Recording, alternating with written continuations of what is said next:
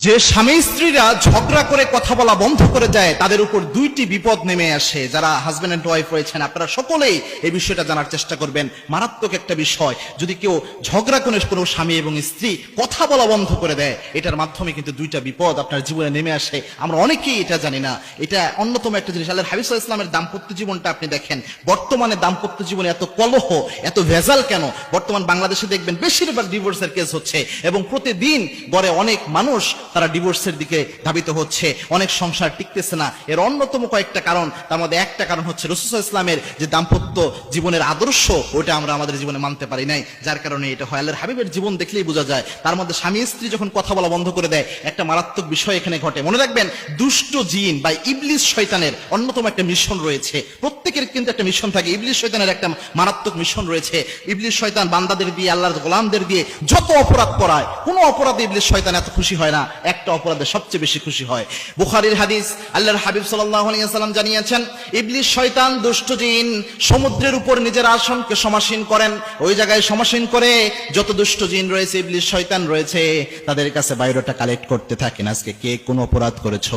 কোন দুষ্ট জিন, কোন শয়তান এসে বলে, আজকে আমি অমুক ব্যক্তিকে দিয়ে মিথ্যা কথা বলিয়েছি। কেউ এসে বলে, অমুক ব্যক্তিকে দিয়ে আমি হত্যা করিয়েছি। কেউ এসে বলে, অমুক ব্যক্তিকে দিয়ে আমি জিনা করিয়েছি। এরকম এক একটা অপরাধ যখন দুষ্ট জিন ইবলিস শয়তানের সর্দারের সামনে বলা হয়, ইবলিসের সামনে বলা হয়, তখন তিনি কোনোটাই এত বেশি খুশি হন না। যে দুষ্ট জিন এসে বলে, আজকে স্বামী এবং স্ত্রীর ঝগড়া লাগাইয়া তাদের কথা বলা বন্ধ করিয়ে দিয়ে তাদেরকে আমি তালাক দেওয়ার ব্যবস্থা করেছি, তাদের সম্পর্কটা আমি নষ্ট করে দিয়েছি, তখন ইবলিস শয়তান সবচেয়ে বেশি খুশি হয়। খুশি হয়ে তখন সমস্ত শয়তানের মধ্যে তাকে পুরস্কৃত করে ফেলে।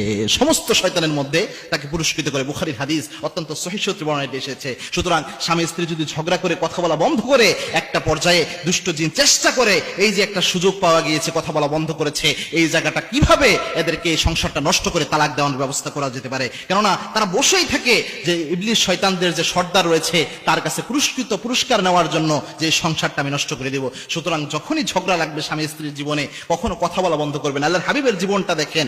এক নাম্বার ক্ষতি আপনার এখানে হচ্ছে যে এখানে ইবলিস শয়তান আপনাকে টার্গেট করে নিবে যে আপনাদের জন্য সংসার নষ্ট হয়। দুই নাম্বার একটা মারাত্মক ক্ষতি আল্লাহর হাবিব জানিয়েছেন, কেউ যদি কথা বলা বন্ধ করে দেয়, তাহলে ওই যত সময় কথা বলা বন্ধ করে দিবে, শরীরে কোনো বড় ধরনের ওজর ছাড়া যতক্ষণ কথা বলা বন্ধ করে রাখবে, তাহলে ততক্ষণ পর্যন্ত ফেরেশতারা লানত নাজিল করতে থাকে। এজন্য ওই স্বামী স্ত্রীদের উপর আল্লাহ লানত নাজিল হতে থাকে যখন তারা কথা বলা বন্ধ করে রাখে।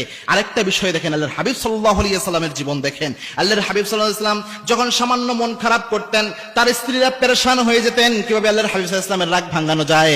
আবার স্ত্রীরা যদি কখনো অভিমান করতেন, কখনো মন খারাপ করতেন, আল্লাহর হাবিব সাল্লাল্লাহু আলাইহি ওয়াসাল্লাম নিজেও পেরেশান হয়ে যেতেন কিভাবে স্ত্রীর মনকে ভালো করা যায়। কখনো আল্লাহর হাবিব সাল্লাল্লাহু আলাইহি ওয়াসাল্লাম তার স্ত্রীর সাথে কথা বলা বন্ধ করে দেন নাই। দুই একটা ঘটনা পাওয়া যায়, তবু যত দ্রুত সম্ভব আল্লাহর হাবিব সাল্লাল্লাহু আলাইহি ওয়াসাল্লাম তাদের মনকে সন্তুষ্ট করে ফেলেছেন। আল্লাহ রাব্বুল আলামিন রাসূলকে একমাত্র আদর্শ হিসেবে মেনে আমাদের পরিবারগুলোকে রাসূলের সুন্নাহ অনুযায়ী সাজানোর তৌফিক আল্লাহ আমাদের সকলকে দান করুন। আল্লাহুম্মা আমিন।